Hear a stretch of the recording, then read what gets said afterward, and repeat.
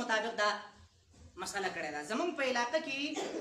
زمونږ اکثریت دار و مدار د پیسو په څه باندې دی؟ په ذمہدارۍ باندې دی. اکثر دا پټي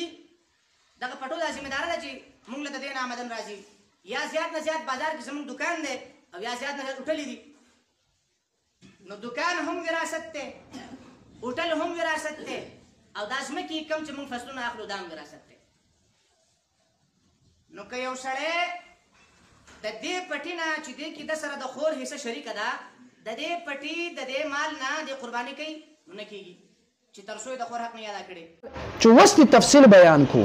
دا تفصیل کې هم مولوي صاحب محترم ته خطا شوی. دغه فصل پیسو نه قرباني کېږي او که نه کېږي؟ چې د فصل د پټي کې د خور حصه هم شریک دی، بالکل قرباني کېږي. ولې کېږي؟ دلیل څه ده؟ وجه څه ده؟ علت څه دی؟ وجه او علت هغه دا دی. الحمدلله والصلاة والسلام على رسول الله. أما بعد فأعوذ بالله من الشيطان الرجيم. بسم الله الرحمن الرحيم. وتعاونوا على البر والتقوى ولا تعاونوا على الإثم والعدوان. صدق الله العظيم. انتهائی واجب الاحترام حضرات مسلمانان و دوستانو، یو واجب الاحترام قدرمن او عزتمن یو مولانا صاحب چې هغې د قرباني د مسائلو په حوالې سره یو بیان کړی و چې کم کس د خور حصه نه ورکوي د دې کس قرباني هم نه کیږي. نو ما بیا هغه مولوي صاحب ته جواب وکړو چې مولوي صاحب محترم، اگر که زما دپاره قابل احترام یي، اگر که عزتمن یي، اگر که زه درته ډېر په عزت په نظر باندې ګورم، لیکن معذرت سره په دې مسله کې تاسو خطا شوي یې. لیکن زمونږ معاشره کې خصوصا د ملا طبقه دا غرور، دا تکبر، دا ګمن، دا تر اسمان سره خبرې کوي. باید چې ملا دا عاجز وي، باید چې ملا د خپل غلط خبرې نه رجوع وکړي. خو بیا هم غور فکر پکار دی چې الله رب العالمین فرمایي چې تاسو چا سره مدد مه کوئ د ګناه په کار کې، بلکې تاسو ښېګړه کوئ، یو چا سره مدد مرسته کوئ د نیکیو په کار کې. اوس قرباني نه کول دا ګناه ده. نو اوس مولوي صاحب ته د قرباني نه کوونکي خلکو سره مددګار مه جوړېږه، ته د دیو همدرد مه جوړېږه، ته دیو ته لار هوارونکي مه جوړېږه. دې معاشره کې خو خلک کوشش کوي چې زه څنګه د الله د احکاماتو نه بچ شم او زما پیسې راته بچت شي. ته ورته وایي چې ستا قرباني نه کېږي. بهرحال بیا ملا ته خو په کار دا و چې دې خپل د خبرو نه رجوع کړی و، څه ناڅه درجې پورې خو د خپل خبرو نه رجوع وکړله، لیکن بیا هم هغه ملاتوب او هغه کم دن انسان کې انانیت وي هغه خو به خامخا اظهار کوي. نو مولوي صاحب بیا په خپل خبرو کې لاک شاندې تاویل وکړو چې زما مطلب دا نه و، زما مطلب دا و. او بیا مولوي صاحب په خپله وایي چې هغه بیان کې مې تفصیل نه و کړی، په دې بیان کې مې تفصیل وکړو. نو خبره به کوو اصولو کې. مفتی د پاره، ملا د پاره لازمي دا ده چې کله دې عوامو ته خبره کوي دا به ورته پوره وضاحت سره به کوي. لکه قرآن کې الله فرمایي ولا تقربوا الصلاة. اوس چې ته دې خلکو ته وایي چې الله فرمایلی دا چې مونځ ته مه نږدې کېږئ، دا خلک به منځونه پرېږدي، دوی به منځونه نه کوي. ولې؟ قرآن کې الله ویلی دی. اوس تل دغلته تا دغه مسلې پوره وضاحت دې ونه کړو چې الله ولې ویلی چې منځونو ته مه نږدې کېږئ. نو پکار درته دا دی چې پوره وضاحت وکړي چې ولا تقربوا الصلاة وانتم سکارا، د نشې په حالت کې تاسو منځونو ته مه نږدې کېږئ. نو مولوي صاحب تا چې اولنی بیان کړی و دا درته پکار نه و چې تا مجمل او نیمګړې خبرې دې کوله، پکار دا و چې تا به پوره خبره کړې وه چې د عوام ستا د بیان د وجې نه ګمراه شوي نه و. زه بهرحال چې اوس دې تفصیل بیان کو، دا تفصیل کې هم مولوي صاحب محترم ته خطا شوي معذرت سره، او عوامو ته هم وایم چې اوس تاسو زما مسله هم واورئ، د دې مولوي صاحب مسله به هم واورئ، تاسو به هم پوه شئ چې دا مولا سمه خبره کوي که زه سمه خبره کومه. مولوي صاحب زما در سره نه ذاتیات شته نه مې در سره بغض او عناد شته نه در سره زه تعصب لرم بلکې زه د رسول الله مبارک علیه الصلاة والسلام د هغه حدیث ته مجبور یم چې رسول الله مبارک علیه الصلاة والسلام حدیث د چې کم مولا کم کس ته چې حق خبره معلوم وي او دی دغه حق خبره پټه کی د قیامت پر ورځ باندې به د دې دغه ژبه دا د اور د قینچې سره به کټ کولی کیږي نو باید چې یو طرف د محمد رسول الله صلی الله علیه وسلم خبره ده بل طرف ته زما قابل احترام دغه مولوی صاحب خبره ده نو باید چې رسول الله مبارک علیه الصلاة والسلام د خبرې ته وکتلی شي اوس راځو مسلې ته مسله دا ده چې یو کس د خپل خور حصه نه ورکوي آیا دغه کس سره قرباني کیږي او که نه کیږي نو مختصر دا چې دی کس سره قرباني کیږي لکه مثال په تور باندې څوک اعتراض وکړي چې دا مال خو حرام دی ځکه چې دی پټي کې د خور حصه ده او دغه حصې د وجې نه دا پټي کې د فصل خو د خور او ضرور شریک ګرځېږي نو چې کله شریک شو نو بیا دغه پیسو باندې قرباني کول دا حرام دی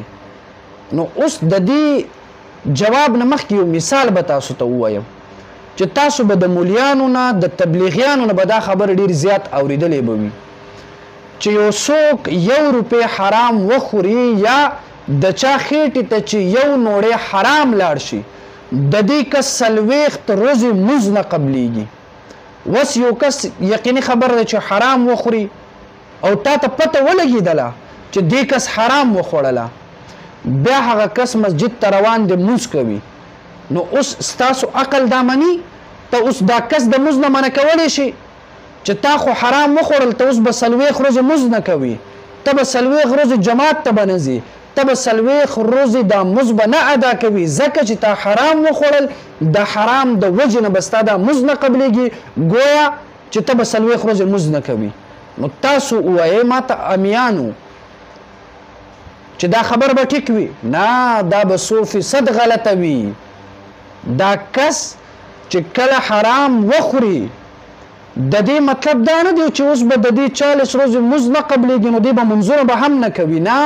که دې منځونه اوس ونه کړي د دې دغه منځونه نه کولو ګناه به دې ته میلاویږي هم دقه شانتې که ته وایي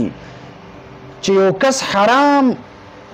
کمائی کوي حرام پیسې ګټي یا رشوت خوري یا د خور حصه خوري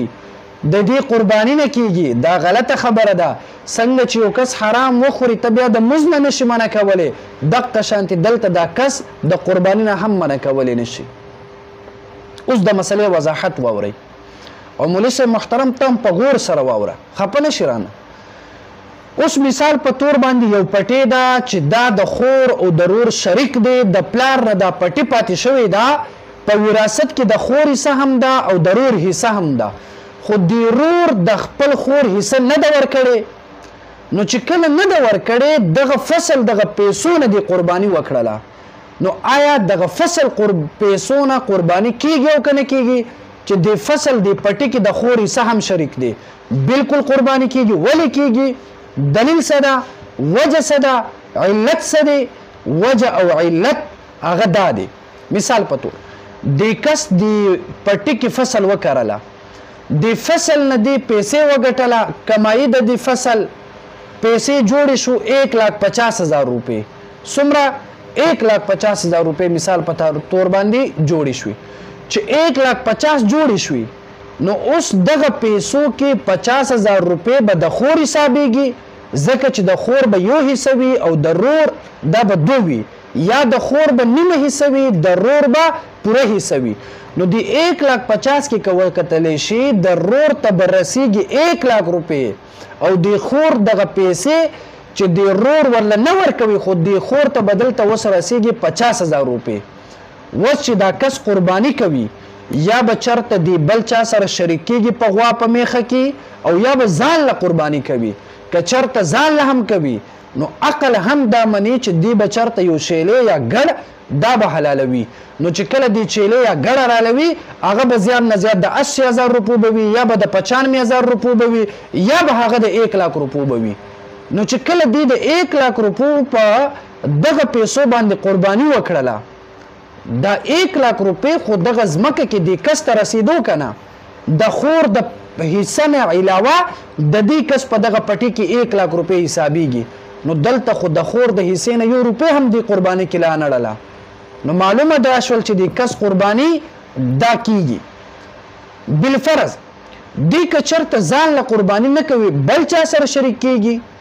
چې کله دی بل چا سره شریک کیږي نو ظاهره خبره ده یا به 40,000 روپۍ به راځي په دې باندې یا به 50 راځي یا به 80,000 راځي د فصل کې چې دی کمایي ګټه چې کړې وه بیا څومره کړې وه دی چې ګټه کړې وه هغه 1,50,000 په هغه 1,50,000 کې که دی 80 ورکړي تر 1 लाख پورې که دی قرباني پیسې ورکړي دا خو دی الګ او دی سړي حصه کې راځي د خور حصه کې خو نه راځي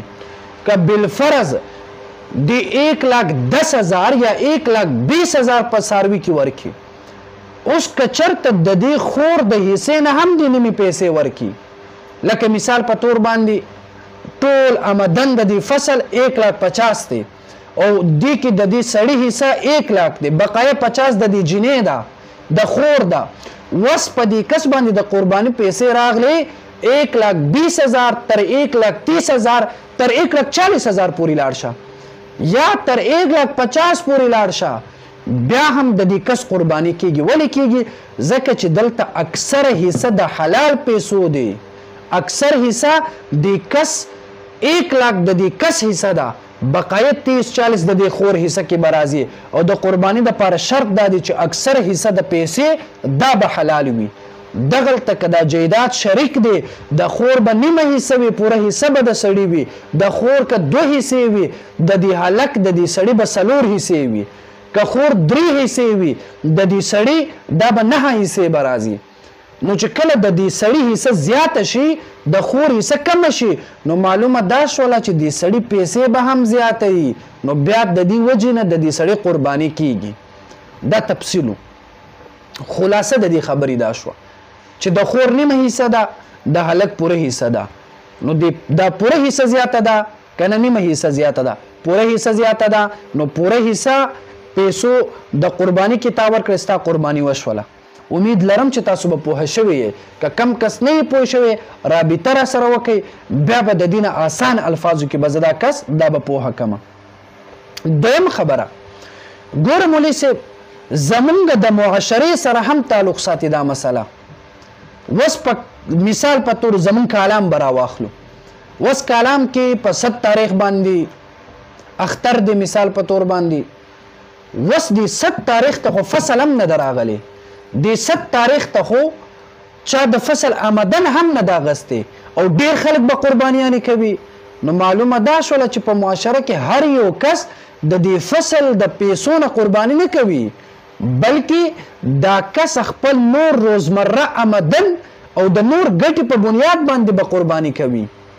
نو معلومه دا شوله چې د فصل د پیسو ته څوک نه دی ناست چې هغه به خامخا د دې فصل د دې ګټې نه به قرباني کوي نه که بالفرض بیا تاسو ته وایم وضاحت درته کومه مسله اهم دی که څوک د فصل د ګټې د آمدن نه هم که څوک قرباني کوي نو څنګه چې د پټي کې د وراثت کې د دې خور حصه شامله ده هم دقه شانتي د دې هلک حصه هم شامله ده نو تا ته څه پته ده کیدای شي دې د ځمکې نه خپل د ګټې کم حصه چې د دې پلار نه کمه حصه چې د هلک ته میلاویږي یقیني خبره ده چې دی به هم حق پیسو نه قرباني کوي دا کمی پیسې چې په دې ځمکه کې د هلک په حصه کې راغلي دي دی به د قرباني د پر دومره خو به احتیاط کوي که نه چې خپل د حصې د آمدن نه به دې قرباني کوي څنګه چې د خور حصه په ځمکه کې د داسې د دې هلک حصه هم ده دی چې قرباني کوي د خپل د دې حصې نه به کوي که چېرته د خور حصه هم پکې شامله وي بیا هم د دې قرباني کیږي دویمه دا بله ده چې ما اولنی کلیپ کې هم دغه مولوي صاحب ته ویلي وو چې ته دا کومه مسله بیانوي ته په دې باندې د یو کتاب حواله پیش کا چې مثال په طور باندې فلانکی مولا یا فلانکی صحابي رضی الله عنه یا رسول الله مبارک علیه السلام یا الله رب العالمین په قرآن مجید کې په دې ځای کې ویلي دی چې کم یو کس خور ته حصه ورنکړي د دې قرباني نه کیږي تا خو نه د قرآن آیت ویلی دی نه خو تا چرته حدیث ویلی دی نه خو تا چرته د یو فتاوی نه یو فتوا پیش کړې ده نو مولوي صاحب دا دین خو زما ستا د خوښې به نه وي که نه دا دین زما ستا د مرضي خو به نه وي که نه مونږ به د حدیث نه دلیل پیش کوو مونږ به د قرآن نه دلیل پیش کوو مونږ به د اجماع نه دلیل پیش کوو او مونږ به که آخر ته ورسو چرته د یو فتوی نه به مونږ تایید پیش کوو ته ما ته په مخ د ځمکه باندې د فتوی یو کتاب داسې وښایه چې هغې کې دا لیکلی شوی وي چې څوک خور ته حصه ورنه کړي د دې دا قرباني نه کیږي او ما چې درته دا کم تفصیل وکړو چې د دې قرباني کیږي ته به داسې چل وکړي فتاوا عثمانیه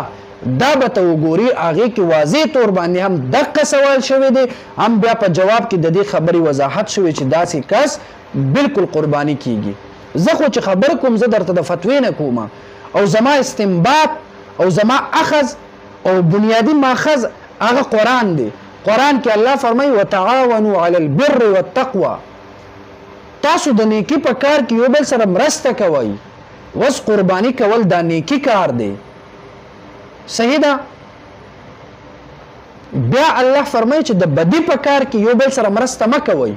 قرباني نه یو څوک منع کول دا بد کار دی نو ته خو دې بد کار کې دې خلک اماده کوي او دا خلک په بد کار باندې رابلي نو دا د مولا شان نه دی او بیا دغه مولوي صاحب ته او د دې ټول محبینو ته د دې دغه رونو دوستانو ته هم زما عاجزانه پیغام دی چې ګورئ دا مولوي صاحب زما دپاره هم واجب الاحترام دی دا مولوي صاحب زه هم ډېر قدرمند او قدردان ګڼم زما دې سره مسله ذاتیاتو نه ده دا شی تاسو عناد طرف ته مه بوځئ دا شی تاسو پنجپریت او دیوبندیت ته مه راکاږئ دا شی تاسو قام پرستی ته مه راکاږئ بلکې دا مسله د دین مسله ده وسم زه دې مولوي صاحب ته وایم ته په خپل خبر باندې یو حدیث پیش کا ته په خپل خبر باندې د قرآن یو آیت پیش کا ته په خپل خبر باندې د فقه حنفیت د یو کتاب حواله پیش کا ته په خپل مسله کې د امام ابو حنیفه رحمه الله یو قول پیش کا بالکل زه به بیا تانه معذرت هم کوم تانه به معافي هم غواړم بیا به برسریام زه د امت نه هم معافي وغواړم چې ما دا مسله غلطه بیانه کړې ده خو چې کله مولوي صاحب تا دغه مسله غلطه بیانه کړې ده او ته وروسته وایي چې یار زما مطلب دا نه و زما مطلب دا و دا دویم پیرې چې د کم وضاحت کړې ده مولوي صاحب په دې کې هم خطا شوی دویم پیرې چې د کم تفصیل کړې ده په دې تفصیل کې هم خطا شوی نو اوس به ستا د ملاتوب ستا د حق پرستی ستا د مشروالي تقاضه به دا وي ستا د ایمان او د اسلام سره مینه محبت او د قام ته قرآن او حدیث او مذهب او مسلک ښودل د دې د حق پرستی تقاضه به هم دا وي چې ته اوس خپل دغه تفصیل باندې غور او فکر وکړي کتابونه وګوري پس له غور او فکر نه بیا د امت ته پیغام ورکړه چې یار ای امت زه هم انسان یم زه فرشته خو نه یم چې د غلطۍ نه به بچ کېږم د خلکو ته ووایې چې ته په دې مسله کې خطا شوی که نه ستا 100% یقین وي چې نه که په دې مسله کې خطا شوی نه بیا هغه دلیل مونږ ته هم وښایه دا کم دلیل په بنیاد باندې چې تا دغه مسله بیانه کړې ده بېشک مونږ بیا ستا دا خبره منو اگر که ته زمونږ د جماعت خلاف ولې نه اگر که زمونږ د ټولو مشرانو خلاف ولې نه خو چې کله دلیل در سره وي که بل څوک مني او که نه مني زه او زما سره متعلقین مونږ ټول به ستا دا خبره منو الله رب العالمین دې مونږ او تاسو ټولو مسلمانانو ته حق خبره کوونکي او په حق خبره باندې عمل کولو توفیق راکړي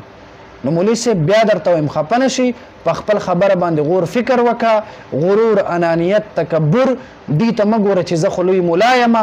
زه به نه خطا کېږم خیر دی لوی خلک خطا شوي دي لوی خلکو د خپل خبر نه رجوع کړی ده امام اعظم ابو حنیفه رحمه الله هغه د خپل خبرې نه د خپل شاګردانو خبرې ته رجوع کوي نو ته خیر که هر څومره لوی شي ته د امام ابو حنیفه رحمه الله نه لوی نه خیر دی معذرت وکړه امت رهنمایي وکړه امت ته سمه مسله وښایه زمونږ امید دی چې انشاءالله به ته به خپل د مشروالي د خپل د حق پرستي مظاهره وکړي او د خپل غلط دغه مسلې نه به انشاءالله ته به رجوع کوي اللهم صل على روح محمد في الأرواح اللهم صل على جسد محمد في الأجساد اللهم صل على قبر محمد في القبور